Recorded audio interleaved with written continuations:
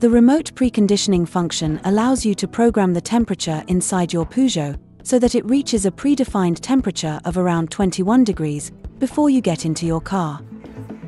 To program this function, select the AirCon application and then choose the Preconditioning tab.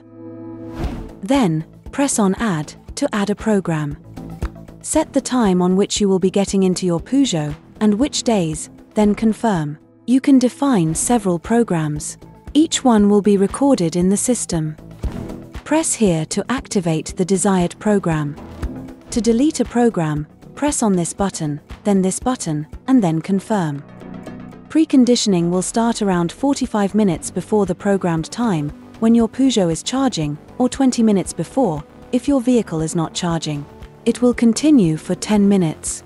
In order to maintain your vehicle's charge level, it is best if you launch preconditioning whilst the vehicle is charging. If your vehicle is equipped with connected services, you can program its preconditioning via the MyPeugeot app on your smartphone.